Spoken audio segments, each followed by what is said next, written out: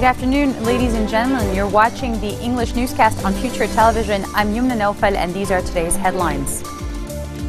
Hezbollah should be responsible for any future attacks in retaliation for Saudi Arabia's execution of prominent Shia cleric Nimr al-Nimr, according to Future Movement official Ahmad Fatfat. Prime Minister Tamam Salam expresses hope that the executive and branches of the government would begin to function properly in the new year, urging politicians to translate their words into actions. And the diplomatic crisis surrounding Saudi Arabia and Iran widens as Kuwait recalls its ambassador to Tehran in the face of growing international concern. Thank you for tuning in. We begin today with Hezbollah. MP Ahmad Fatfat is saying that it should be held responsible for any future attacks in retaliation for Saudi Arabia's execution of prominent Shia cleric Nimr al-Nimr. This is according to the Future Movement official, who said that Hezbollah is insisting on dragging the country into massive confrontation. He told a local radio station that Hezbollah is responsible for any negative development or security-related unrest. He also said that Hezbollah has turned into an Iranian militia headed by its Secretary General Sayyid Hassan Nasrallah that is attempting to take control of Lebanon.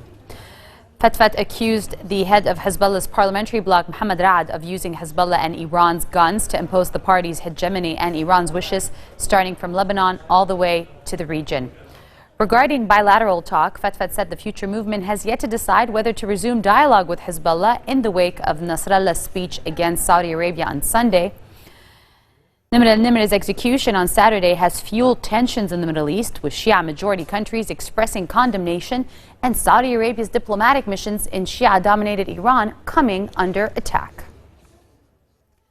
Prime Minister Tamam Salam is expressing hope that the executive and legislative branches of the government would begin to function properly in the new year, urging politicians to translate their words into actions. He said, "We have accomplished a lot and we hope to keep accomplishing more in the new year, hoping that the country will rise again and continue on its democratic path in 2016. He was speaking to reporters from the Grand Sarai. He added that the 2 years he has been premier have not been easy amid the presidential void, saying the government's job was to work harder during the vacuum. Lebanon has been without a head of state since former President Michel Sleiman's term ended in May 2014. The cabinet met earlier in December and endorsed a controversial plan to export garbage as well. However, it has been paralyzed since September 9th over political differences. The last time Parliament convened was in November, when it passed several much-needed draft law. The session has come after a year of paralysis. UN Special Coordinator for Lebanon, Sigrid Kaag, expressed concern after Hezbollah detonated a bomb against an Israeli army vehicle in the occupied Sheba farms, and Israel retaliated by shelling the south of Lebanon. In a statement, she highlighted the danger of miscalculation, which could lead to a deterioration of the situation on the ground. Kaag urged all parties to fulfill their obligations under UN Security Council Resolution 1701 and to refrain from any acts of rhetoric which could undermine stability across the blue line. Hezbollah's operation appeared to be revenge for an Israeli airstrike in Syria in late December that killed senior Hezbollah militant Samir Kuntar.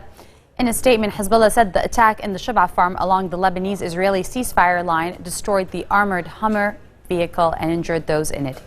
It said the attack was carried out by a group named for Kuntar, who commanded Hezbollah's operation in Syria's Golan Heights, parts of which are occupied by Israel. The diplomatic crisis surrounding Saudi Arabia and Iran is widening as Kuwait is recalling its ambassador to Tehran in the face of growing international concern. Joining Riyadh and its Sunni Arab allies in taking diplomatic action, Kuwait says it is downgrading ties with Iran over a weekend attack on the Saudi embassy in Tehran. Kuwait's move comes after the UN Security Council strongly condemned the attack carried out by protesters angry over Saudi Arabia's execution of the prominent Shia cleric Nimr al-Nimr. Tensions between Saudi Arabia, the main Sunni power, and the Shia-dominated Iran have erupted this week into a full-blown diplomatic crisis, sparking widespread worries of regional instability. Washington and other Western powers have called for calm amid fears the dispute could raise sectarian tensions across the Middle East and derail efforts to resolve conflicts from Syria to Yemen.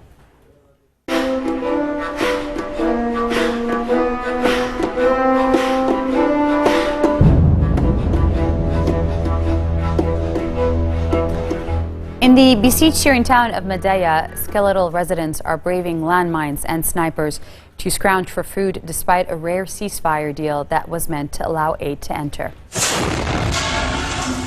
People trapped in Madaya are starving to death, Muhammad and other residents said in interviews, and few have had hope. The residents that are stationed in Madaya, they said some 40,000 people, mostly civilians, are believed to be in the town in Damascus province, many of them displaced from the neighboring rebel stronghold of Zabadani. Both Zabadani and Madaya are under the control of a loose alliance of opposition forces, including secular rebels and Islamist groups. They are encircled by regime forces and last year were part of a deal along with 2 rebel besieged villages in northwestern Syria to allow aid in and the exit of civilians and wounded. But so far, Madaya has seen only a one-off aid delivery 3 months ago, and residents, activists and aid agencies describe dire conditions in the town now. The masked militant in an Islamic State video showing the killing of 5 men accused by the group of being Western spies is believed to be a Londoner known as Sid, who once sold inflatable bouncers. Siddhartha Dar, who left for Syria from Britain while on police bail after his arrest on suspicion of belonging to a banned group and encouraging terrorism, has been identified by media as the spokesman in the militant organization's latest film. Dar, who is also known as Abu Rumaysh, is one of Britain's most high-profile Islamists and an associate of Anjem Choudary, Britain's best-known Islamist preacher who is due to go on trial next week, accused of terrorism offenses. A convert from Hinduism who lived in East London, Dar regularly attended protests staged by the now-banned organization and Muhajirun and had often spoken to the media in support of radical Islamic causes. British officials say up to 800 Britons have traveled to Iraq and Syria, some to join ISIS, and around half have returned. About 70 are believed to have been killed. Coming up next, a year after Charlie Hebdo, the developments when we return.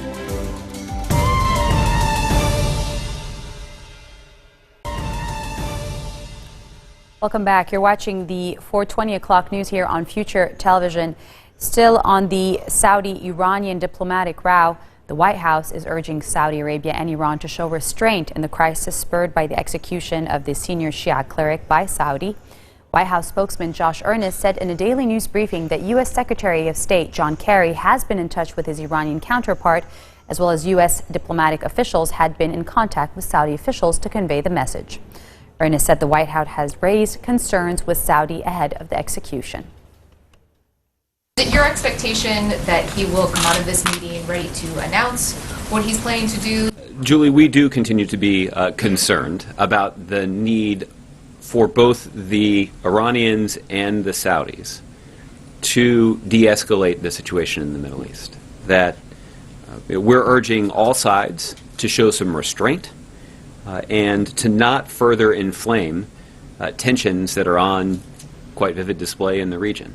More recently, there have been direct concerns raised by U.S. officials to Saudi officials about the potential damaging consequences of following through on the execution, on mass executions, in particular the execution of al-Nimr, the political opposition figure, but also the religious leader. And this is a concern that we raised with the Saudis in advance. Unfortunately, the concerns that we expressed to the Saudis have precipitated the kinds of consequences that we were concerned about. The United Nations says the civilian death toll from 9 months of fighting in Yemen has reached nearly 2,900 after at least 81 people were killed in December. The UN Human Rights Office says another 100 civilians were wounded last month. That brings its total count to almost 2,800 dead and almost 5,400 wounded since March 26th. Yemen's fighting pits Shia rebels known as Houthis and troops loyal to the former president against southern separatists, local and tribal militias, Sunni militants, and presidential loyalists. A Saudi-led coalition has been waging an air campaign since March against the Houthis. The UN office said it received allegations that coalition forces used cluster bombs in Hajj province UN team says it found remnants of 29 cluster submunitions in the village of Al Udair.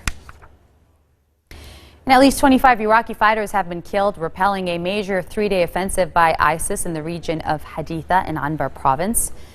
We have given 25 martyrs in 72 hours, a tribal commander, Sheikh Abdullah Atallah, said by phone from Haditha, an area that includes the Key Dam and has held off ISIS since 2014.